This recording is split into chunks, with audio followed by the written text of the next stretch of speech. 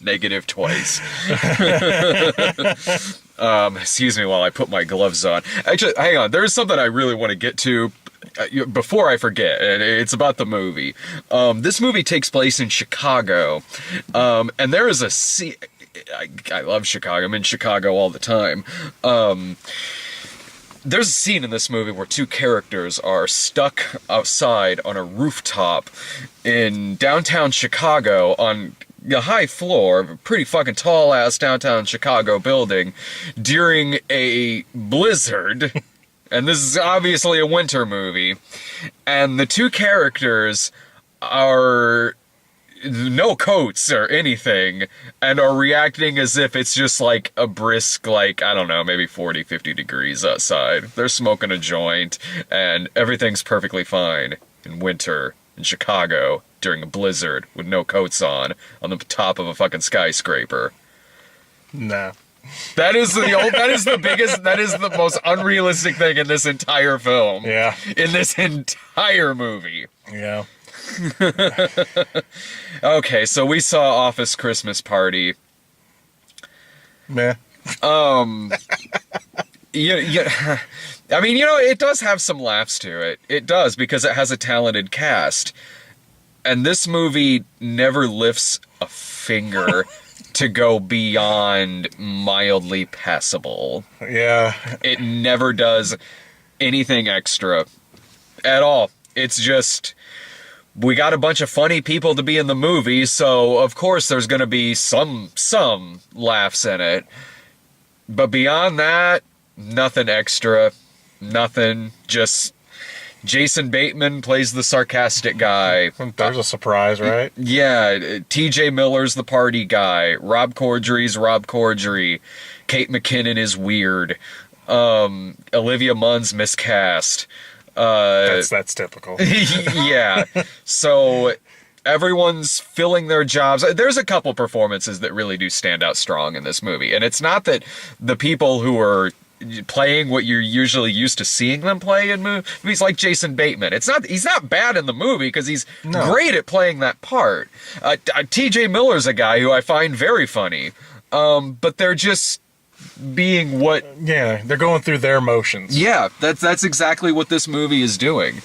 And it never, ever, ever wants to go beyond that. No, and we were talking before the movie that this Christmas get-together party kind of thing is going to be a thing. Uh-huh. And now, after seeing this, it's going to be a thing. I'm more convinced now than ever. I'm fine with that as long as the movie's really good. I mean, this is a movie that honestly could have been a great comedy. It could have. The plot synopsis is perfectly fine. It definitely has the cast. This is a movie that if it had... I don't know, if it had like who's someone who could really have done something with this?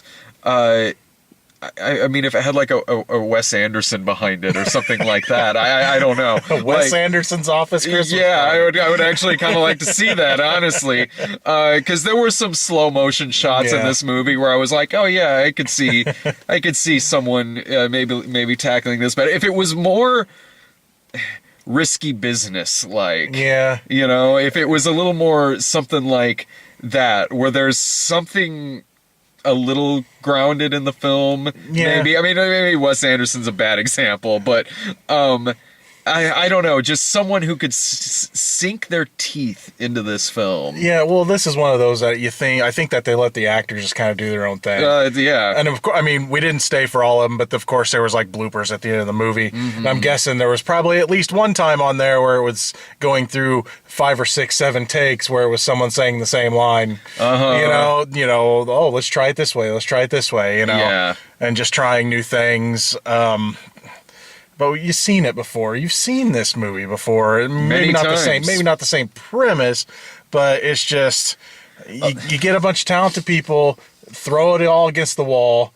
You have a basic plot, where it's basically there's a brother and sister and the sister's trying to shut down the brother's branch of this company, and so they have to basically throw a dope ass party to get to land this deal. And you just know where it's gonna go. It's like, well, shit's gonna hit the fan, you know, and you know where everything's gonna go. It ends how you think it's gonna end.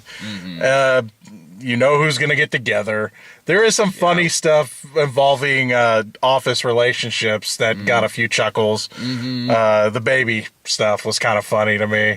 The guy that kept calling the girl yeah, mommy. that got a laugh. The movie does have some laughs. You will laugh some, especially if you like these actors. Yeah, but it has the amount of laughs that you would automatically expect from this, and nothing more beyond that. And it doesn't try. No. It's unfortunate.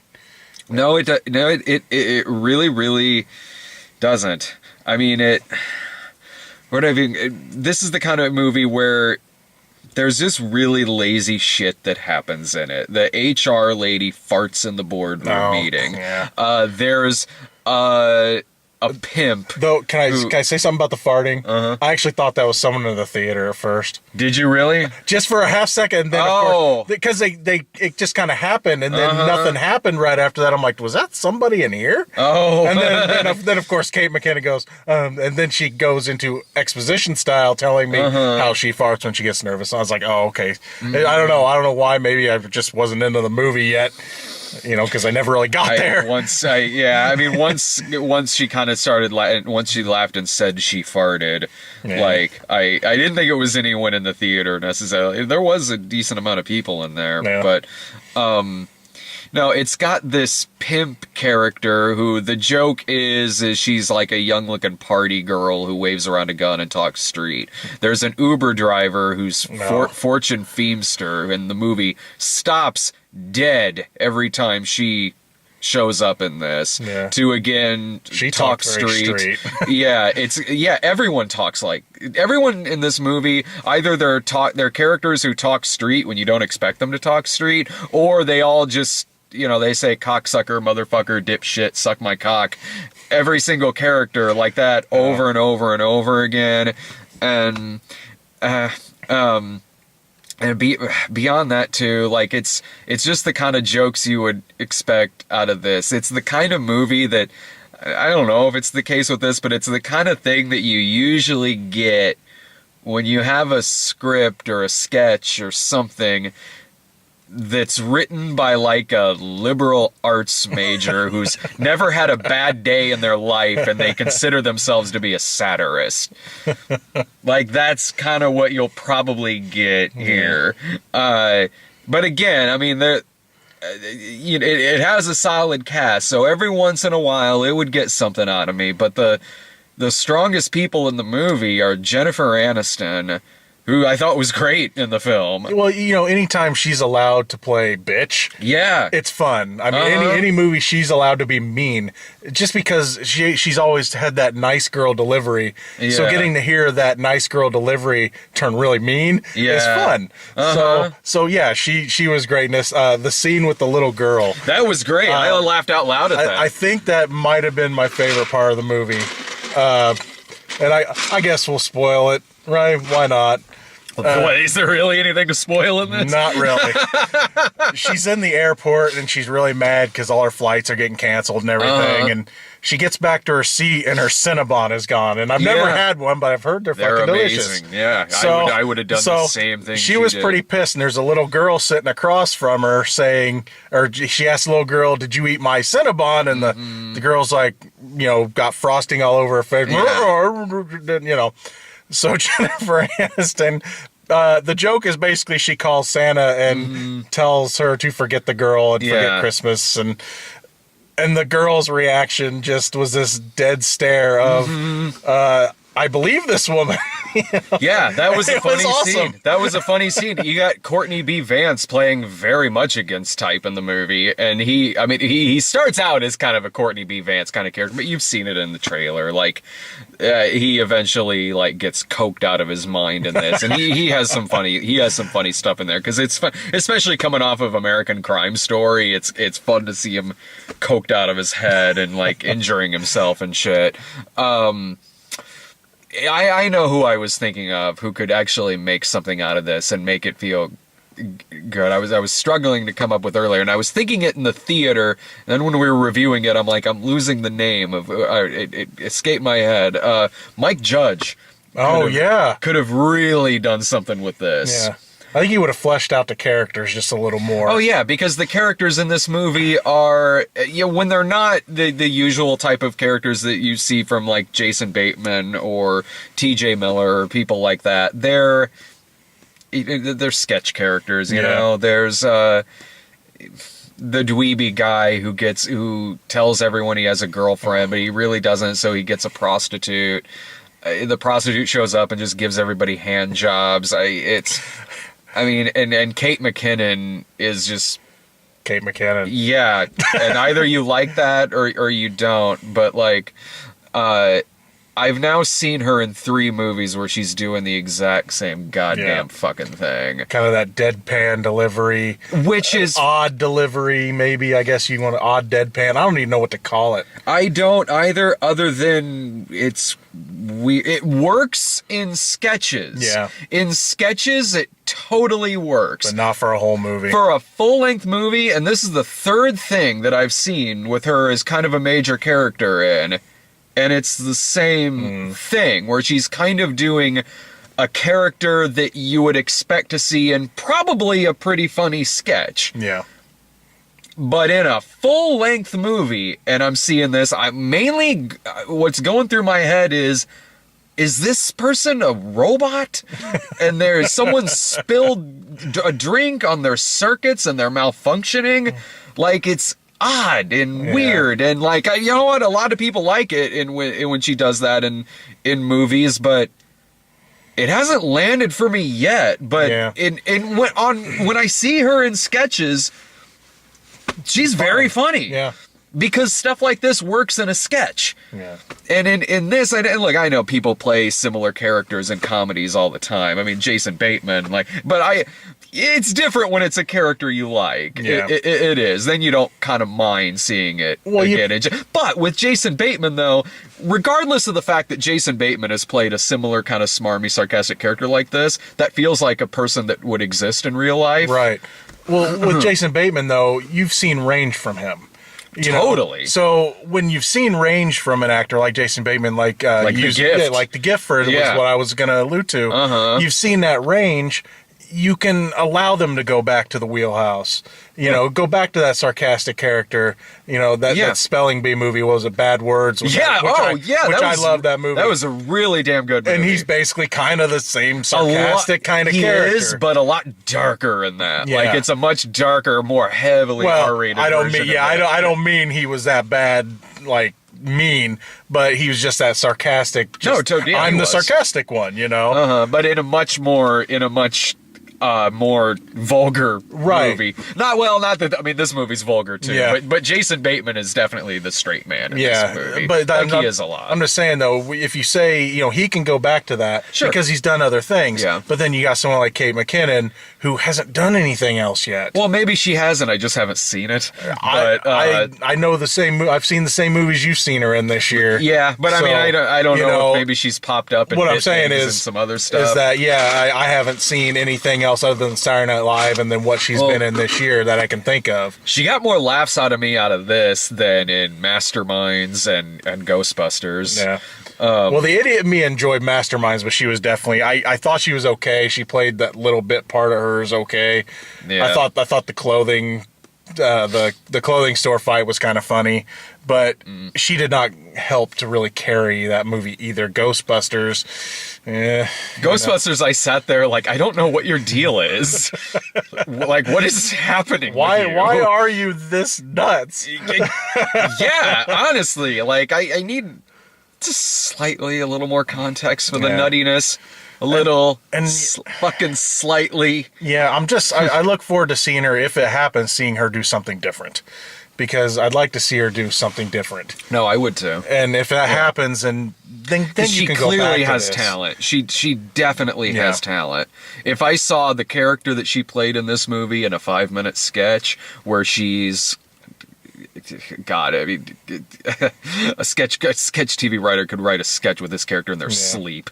The goofy HR lady, you know, that, okay, I'm sure that's been done 800 times on a SNL type show, but even with that being said, like, I could see that character working with that same exact performance in something that's about 5 minutes long. And that would be more than enough. Yeah, totally. And then SNL would bring it back about 500 times. And then when she guest starred later on, if she became bigger, you know, they would. Yeah, exactly.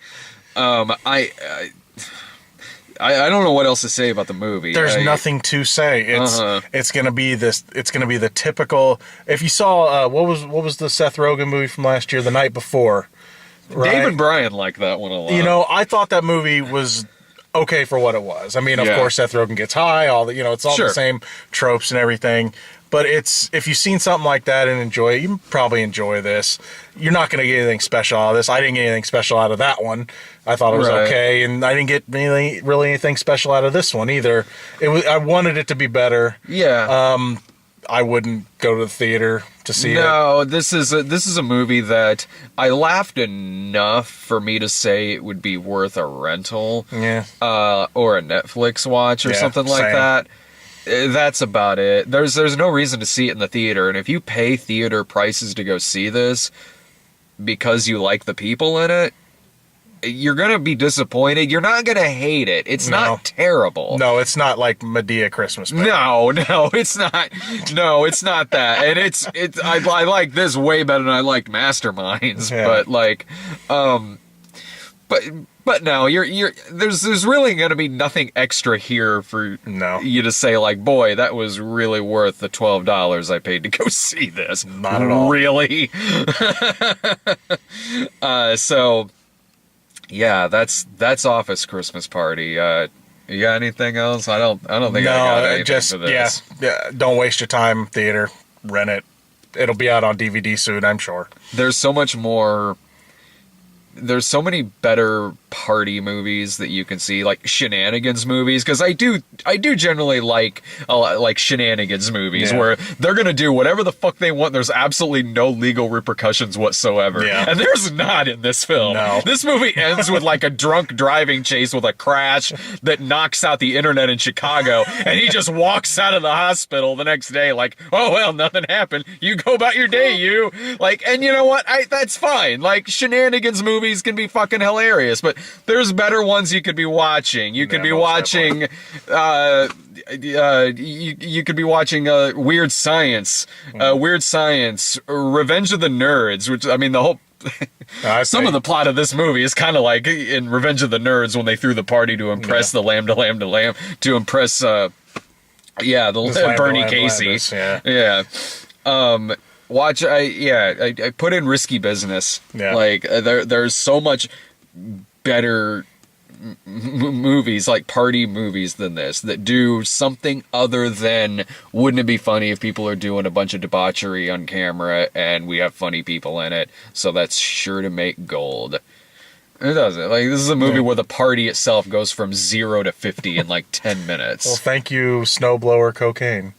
Which really only seemed to hit Courtney B. Vance. Yeah, like, I was confused by that myself. Yeah, like, I'm not kidding. This party goes from, like, 0 to Caligula in, like, 10 minutes for really no reason. It just kind of does. Because plot. Yeah.